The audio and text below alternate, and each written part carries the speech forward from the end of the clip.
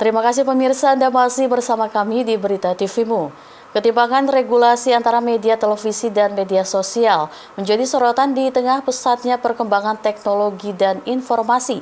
Media televisi selama ini tunduk pada undang-undang penyiaran serta kode etik yang ketat, sementara media sosial cenderung bergerak bebas tanpa pengawasan yang memadai. Ahli komunikasi media Makrun Sanjaya menuturkan perlunya kehadiran regulasi khusus yang mengatur media baru guna mengatasi ketimpangan tersebut dan memastikan kesetaraan dalam ruang penyiaran digital. Ketika media sosial yang rata-rata muncul tahun 2005, sebelum berkembang seperti sekarang, maka media sosial tidak mengganggu televisi, baik secara audien maupun bisnisnya. Tetapi akhir-akhir ini penetrasi media sosial begitu dahsyat dan itu mengubah cara orang untuk mengkonsumsi media.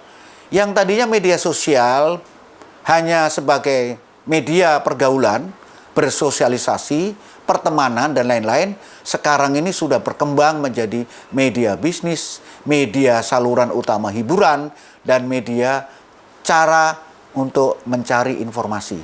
Bahkan angka terakhir, 63% media di sosial dijadikan sebagai media mencari informasi.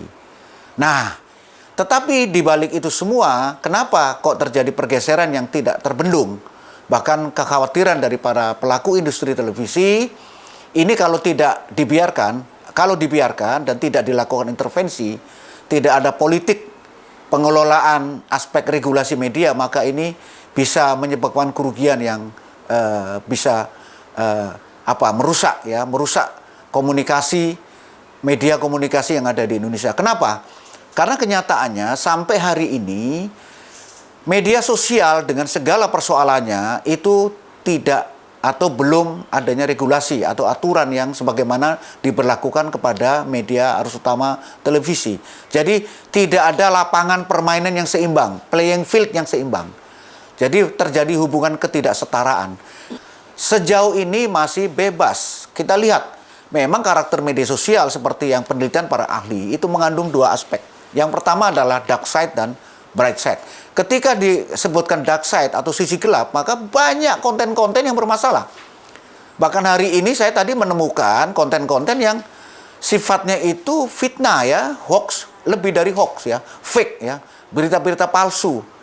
Ya, kalau bohong saja kan mungkin intensinya nggak terlalu ini, dampaknya tidak terlalu. Tapi kalau sudah palsu, ini sudah aspeknya sudah sangat berat. Nah, ini kemudian di media sosial tidak ada aturan, kemudian tidak ada kode etik, tidak ada etika. Konten kreator atau pengguna media sosial itu dengan suka hati dia mengunggah konten-konten tanpa ada batasan-batasan tertentu. Sedangkan kalau di televisi itu sangat keras ya sanksinya, dari mulai teguran tertulis ya, sanksi sampai ancaman terhadap penghentian siaran atau ya sebuah program televisi bisa dihentikan karena dianggap melanggar P3SPS atau kode etik.